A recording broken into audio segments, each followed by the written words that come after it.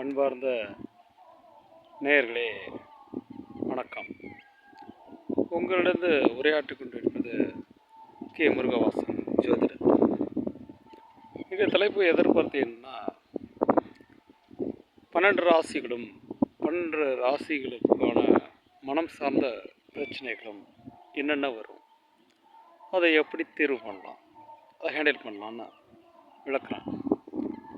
ஒரு தகவலை பரிமாற்றிக்கொள்ள விரும்புகிறேன். எதை பற்றினா, முதலாவது வருவது மேசராசி.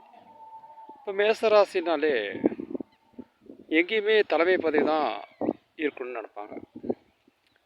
அது தப்பு இல்லை, இருக்கலாம் தலைமை பதவியாக. ஆனாக தலைமையும் ஏற்றுக்கலாம். அவங்க என்ன பண்ணணும் அப்படிங்கிறப்ப சில நேரங்கள் பிடிவாதத்தை விட்டு கொடுக்க வேண்டும். அதே மாதிரி இரண்டாவது வருவது ரிஷபராசி. ரிஷபராசி என்ன செய்து கொள்ளலாம்னா, அவங்களுக்கு எப்பொழுதுமே ஆளுமை திறன் இருக்கும். அதே மாதிரி அதில் குறை இருக்காது, நிறைவாக இருக்கும். என்ன பண்ணிக்கணும் அப்படிங்கிறப்ப தவிர்க்கிறது பிடிவாதத்தை தவிர்க்கணும். பிடிவாதம் மேசராசிக்கு, ரிஷபத்துக்கு பதற்றத்தையும் தவிர்த்து கொள்ள வேண்டும். அவங்க மனம் சார்ந்த பிரச்சனை வராது. அடுத்ததாக வருவது மிதுன ராசி. மிதுன ராசி என்ன பண்ணுவாங்கன்னா, எப்பொழுதுமே ஒரு தம்பட்டம் பண்ணிக்குவாங்க. நான் தான் செஞ்சேன், நான் தான் பண்ணுறேன், இப்படி பண்ணலாம் அப்படி பண்ணலாம் அப்படிம்பாங்க. ஆனால் எதுவுமே தம்பட்டம் அடித்து கொண்டால் அது சிறப்பாக இருக்காது. கம்கமாக செய்யணும், ரிசல்ட்டு நல்லா வரும். அதாவது தம்பட்டம் கூடாது. அடுத்ததாக வருவது நமக்கு கடக ராசி. இந்த கடக ராசி என்ன பண்ணுவோன்னா, நாலேஜ் இருக்கும், எல்லா செயல் எல்லாமே இருக்கும். ஆனால் அவங்கள்ட்ட ஒன்றே ஒன்று தான், சோம்பேறி ஒன்றே படக்கூடாது. சுறுசுறுப்பாகிங்கன்னா அவங்க தான் நம்பர் 1. அதே மாதிரி தவிர்க்க வேண்டியது சோம்பேறித்தனத்தை. சிம்மராசிக்காரர்கள் மிகவும் எங்கே பார்த்தாலுமே ஒரு தலைமை பண்பு, ஆளுமை திறன் எல்லாமே சேர்ந்துருக்கும். ஆனாலுமே எல்லா இடத்துலையும் இவங்களது ஈடுபடாது. சில நேரத்தில் இவங்கள தலைமை பதவி, ஆளுமை எல்லாமே இருந்தாலும் ஓரம் கட்டிடுவாங்க. அதனால் ஓரம் கட்டப்படுவதனால நம்ம எதற்கு முன்னிக்கணுமோ அதுக்கு தான் நிற்கணும். இல்லைனா அந்த சிலதை தயங்கி நிற்கணும். அதாவது அவங்களா கூப்பிட்ற வரைக்கும் வெயிட் பண்ணும். அது மாதிரி ஒரு மாண்பு உள்ளவர். அடுத்ததாக கன்னி ராசி நேயர்களே, அவங்க என்ன பண்ணணும்னா, நல்ல நாலேஜ் இருக்கும். அதே சமயத்தில் எதுவுமே புத்திசாலமாக எல்லாம் பண்ணுவாங்க, செய்வாங்க. ஆனால் செஞ்சதை சொல்லி காட்டக்கூடாது அவர்கள். அப்படி இருந்தால் அவங்க தான் நம்பர் 1. அதே மாதிரி செய்ததை சொல்லி காட்டக்கூடாது. எதுவுமே செய்யணும், ஆனால் அதற்கான பலன் கண்டிப்பாக வரும். சொல்லி காட்டக்கூடாது. அடுத்ததாக துலாம் ராசி. அவங்களுக்கு நாலேஜ் அதிகம், எல்லாமே இழுத்து போட்டு இப்படி பண்ணலாம் அப்படி பண்ணலான்னு செய்வாங்க. சில நேரங்கள் அவங்க செஞ்சது செட் ஆகும், சில நேரம் அவங்க செய்கிறது செட் ஆகாது. அப்போ மன வருத்தத்தில் முடியும்.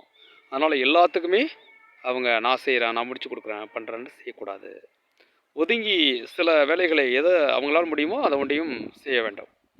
அடுத்ததாக வருவது விருச்சிக ராசி. விருச்சிக ராசி என்ன பண்ணுவாங்க, எல்லாம் செஞ்சதுக்கப்புறம் இது குறை அது குறைன்னு சொல்லுவாங்க. அது மாதிரி சொல்லக்கூடாது. எல்லாமே ஓகே, நல்லா இருக்குப்பா அப்படின்னு சொல்லிட்டாலே அவங்களுக்கு எல்லாம் கிடைச்சிடும். குறை சொல்வது கூடாது. அவங்க ஒரு வேலையும் பண்ண வேணாம், கம்கமாக இருந்தாலே அவங்களுக்கு வேலை முடிஞ்சிடும், நல்லபடியாக அமையும். அதே மாதிரி தனுசு ராசி நேயர்களே, அவங்க என்ன பண்ணணும், தனுசு ராசிங்க செய்கிறதுக்கு முன்னாடி சொல்லக்கூடாது. எல்லாம் செஞ்சது முடித்ததுக்கப்புறம் சொல்லலாம். ஒரு வீடு கட்டினாலும் சரி, கிரகப்பிரவேசம் பண்ணாலும் சரி, அப்படி தான் இருக்கணும் அவங்க.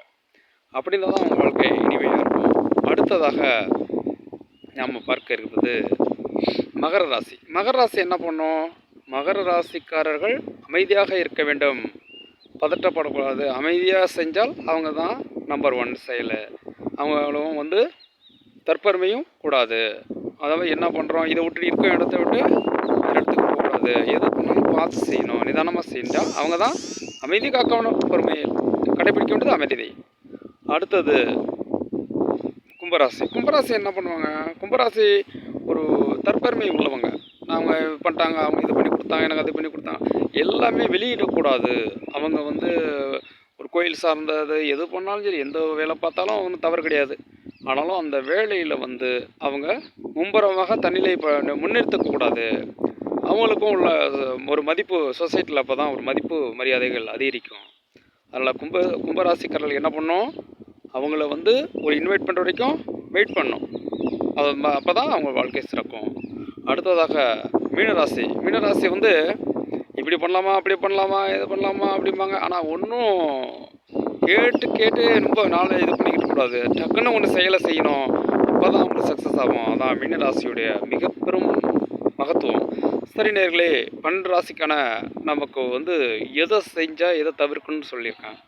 இது உங்களுக்கு யூஸ்ஃபுல்லாக இருக்கும்னு நினைக்கிறேன். என்னுடைய சேனலை வந்து சப்ஸ்கிரைப் பண்ணுங்கள் நேயர்களே. பெல் பட்டனை கிளிக் செய்யவும். நன்றி கூறி விடைபெறுவது உங்கள் ஜோதிடர் கே. முருகவாசன். நன்றி, வணக்கம்.